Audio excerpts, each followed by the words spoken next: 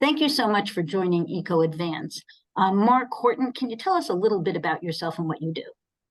Yes, of course. So, as I said, my name is Mark Horton. I am the All Ireland Director of the Rivers Trust. And the Rivers Trust is a charity that operates right across Ireland and the UK.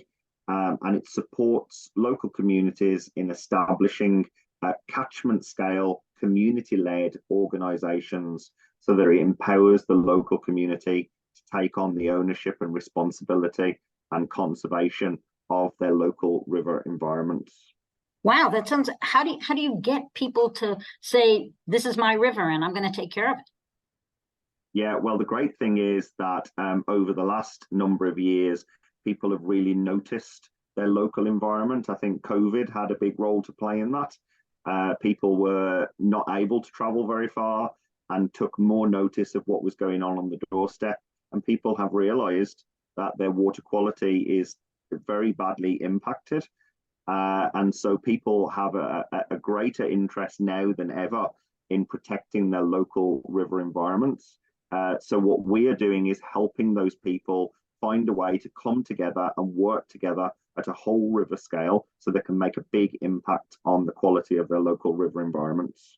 That sounds like quite a journey. How does it happen? Like, what are the steps?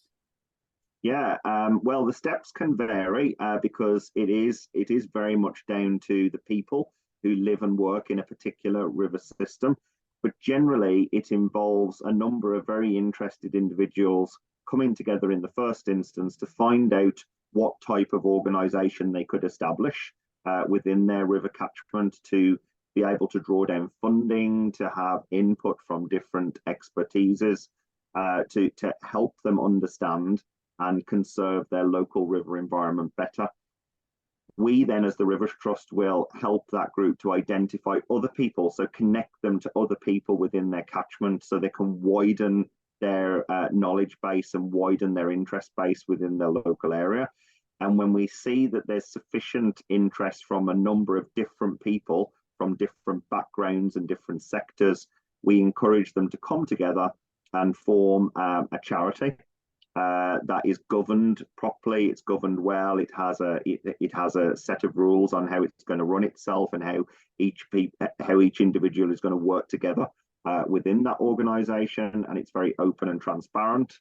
And they then go forward as a democratically established group to identify opportunities for projects to improve the water environment and engage the community and get more and more people involved in the management of their local river. So it's a snowball effect once the organization's established. And do you guys help them find funding and partners for specific projects and help them connect to the expertise that they need? Yeah, absolutely. So, there's a lot of different people within government agencies that are doing different pieces of work to either understand our water environment or protect the water environment and the biodiversity that goes with all of that. So we act as the connector to get the community locked in with their local representatives that can help them with all of the understanding of what's going on in the river environment. But we also connect them to funding as well. And very often, because these groups are community-led groups, they don't necessarily have access to huge resources of their own. So we, as the Rivers Trust, as an umbrella body, can look for opportunities for European funding, for example, or philanthropic funding, and we can help facilitate them getting that funding. Or, if needs be, we can access the funding on their behalf and then distribute that money on the ground, enabling them to focus on the doing rather than worrying about all of the financial administration around the projects. That sounds like a great idea. How is it transferable to other places other than Ireland?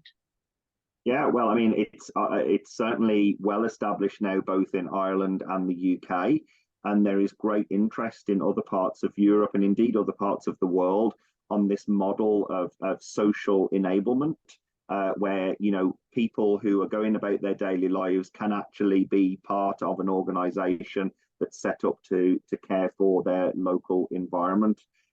So I think the idea of communities coming together and working together in an area of common interest is not something you're only going to find in Ireland or the UK. This is something that you'll see right across Europe and the world.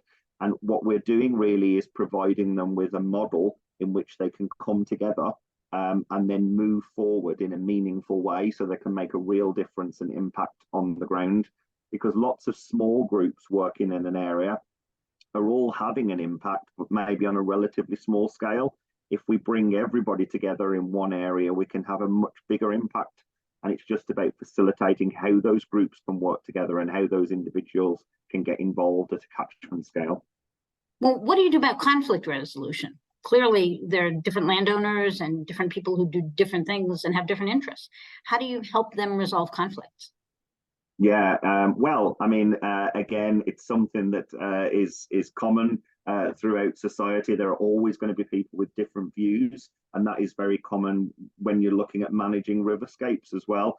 Obviously, landowners are trying to make a living, maybe from agriculture or from industry, and they could be placing pressures on the water environment, but they're also part of the solution to protecting the water environment.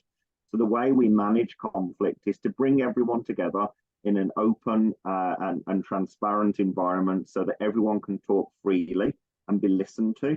But then we look for the win-win solutions for everyone. So what can we do, for example, with landowners who are farming the land that will not just benefit the water environment, but also bring benefit to their farm business?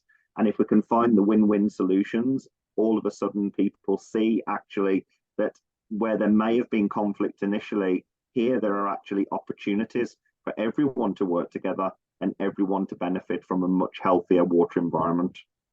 Sounds like you're not trying to avoid conflict, but more trying to put out all the pieces so people can see what direction would be.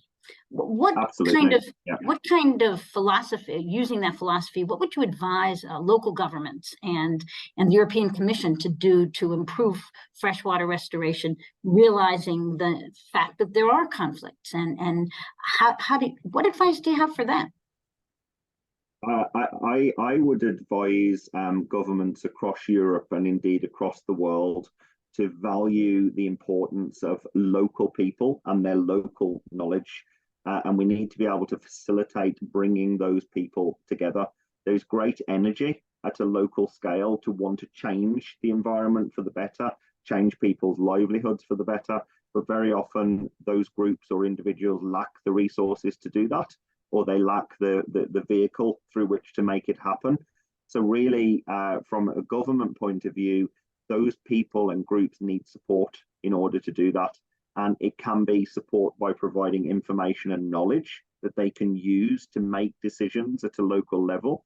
But it can also be about the funding and often very small amounts of funding that can enable groups of people to come together and form a cohesive organization that can go on to do much bigger and better things once everyone is working together. It sounds great. Thank you so much, Mark. Really appreciate it, and best of luck as you continue your work. Thank you.